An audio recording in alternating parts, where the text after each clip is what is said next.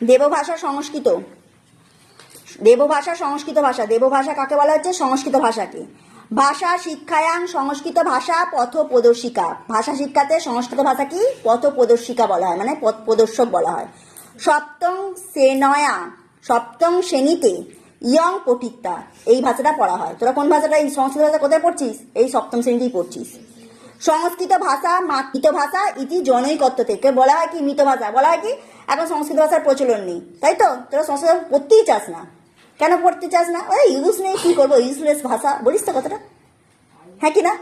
তাহলে সংস্কৃত ভাষা হচ্ছে মৃত ভাষা ইতি জনৈকত্বতে, সংস্কৃত ভাষাকে মৃত ভাষা বলা হয়ে থাকে।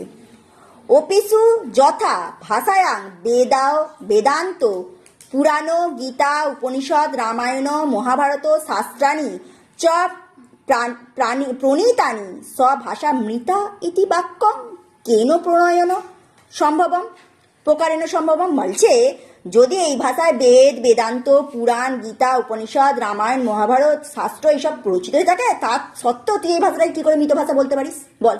আর তো যখন ভাষাতে লেখা আছে পুরাণ উপনিষদ, তুই ভাষাকে বলতে পারিস মৃত ভাষা? এই বলছে ইতি বাক্যম কেন প্রকারেণ সম্ভবম, তাহলে তুই মৃত কেন বলবি? এই ভাষাটাকে পড়া সম্ভব না। তা বলছি ভারতীয় নাং জীবন ধারণায়ং, তাহলে ভারতীয় নাং জীবন ধারণায়াং সংস্কৃত ভাষায়া অতীব মাধুর্য অস্তি। ভারতীয়দের মধ্যে এই জীবন ধারণের জন্য সংস্কৃত ভাষার একটা মাধুর্য আছে। বঙ্গ ভাষায়া আদি জননী স্বরূপা, এই ভাষাকে বঙ্গভাষার আদি জননী বলা হয়। মানে সব ভাষার মধ্যে এই ভাষা হচ্ছে আদি জননী, এই ভাষা থেকেই সৃষ্টি। জননী কাকে বলে? যার থেকে সৃষ্টি হয় মানুষ, তাকে তো জননী বলে। তিনি বলছে বঙ্গভাষার জননী কোন ভাষা? এই ভাষা।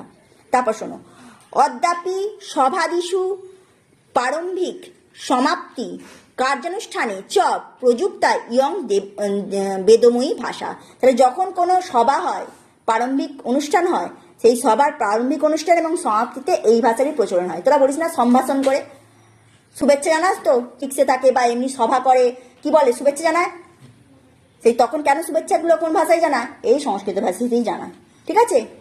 বলে না, আমার কোনো সভাতে উঠে গিয়ে কি বলে? নমস্তে বলে তো, নমস্তে কথাটা যে বলা হয় সেটা হচ্ছে কি? একটা সংস্কৃত ভাষা।